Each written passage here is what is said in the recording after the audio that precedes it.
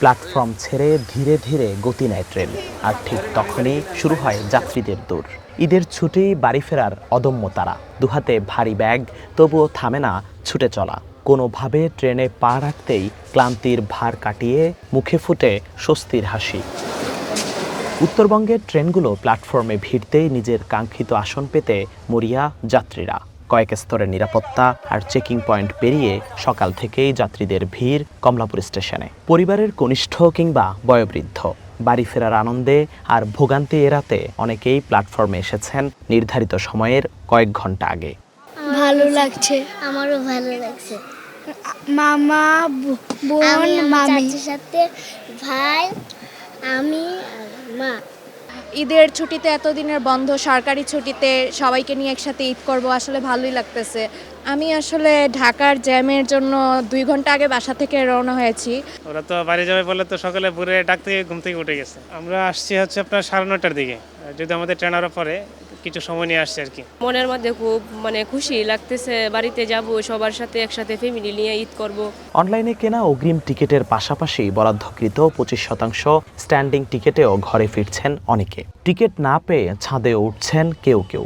সকাল থেকেই দেখা গেছে যাত্রীদের উপচে পড়া ভিড়। তবে এবারের ঈদযাত্রা তুলনামূলকভাবে খানিকটা স্বস্তির বলছেন যাত্রীরা। অনেক আনন্দ করব, আমার বাচ্চা প্রথম যাচ্ছে, ওর মামা বাড়িতে ঈদ করবে। সব কিছু মিলিয়ে পরিস্থিতি, নিরাপত্তা বেশ ভালো ছিল। ভিতরে স্টেশনের ভিতরে ট্রেনের টিকিট হচ্ছে চেক করে ভিতরে ঢোকাচ্ছিল, যার জন্য যথেষ্ট নিরাপদ মনে হয়েছে।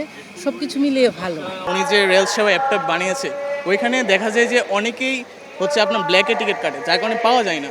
এটাতে অনেক ভোগান্তি হয় মানুষের। একদমই খুব সুন্দর, কোনো ঝামেলা নেই, গেটেও কোনো ঝামেলা নেই। ওনারা টিকিট চেক করে ছাড়ছেন, খুব ভালো। ঈদরা একসাথে বাড়িতে সবার সাথে করতে পারলে ওই দুর্ভোগটা বা ওই কষ্টটা আমাদের আর লাঘব হবে না, শরীরে লাগবে নাকি। এই জন্য এই আনন্দটাকে ভাগাভাগি করে বাড়িতে যাচ্ছি সবার সাথে ঈদ করার জন্য। কমলাপুর রেল স্টেশন থেকে প্রতিদিন 44টি আন্তনগর ট্রেন সহ ছেড়ে যায় 60টি ট্রেন।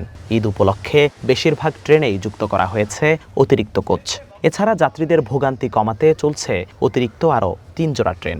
ঈদের সময়ে আমাদের যে সক্ষমতা আছে তার চেয়ে যাত্রীর চাপ অনেক বেশি থাকে। তো আমরা যাত্রীদের অনুরোধে 25% আসনবিহীন টিকিট প্রদান করে থাকি। আমরা প্রত্যেকটা ট্রেন ছেড়ে যাওয়ার সময় যাত্রীদের রিভিউ নিয়েছি। যাত্রীরা কিন্তু যারা টিকিট পেয়েছে তারা কিন্তু বলেনি এই ভোগান্তির কথা, তারা কিন্তু স্মুথলি টিকিট সংগ্রহ করেছে। আমাদের আরএনবি, জিআরপি এবং টিটিটিসি এবং কর্মকর্তাদের সমন্বয়ে যাত্রী অবৈধ অনুপ্রবেশ এবং অবৈধ যাত্রী প্রতিরোধে ব্যাপক কর্মসূচি গ্রহণ করা হয়েছে। তো আমি মনে করি যে বিচ্ছিন্ন 2-1টি ছাড়া স্টেশন প্ল্যাটফর্মে আপনি বিনা টিকিট বা ভবঘুরে বা অবৈধ অনুপ্রবেশ এরকম যাত্রী দেখতে পাবেন না। এদিকে টিকিট প্রতারণার অভিযোগে একজনকে আটক করেছে কমলাপুর রেলওয়ে পুলিশ।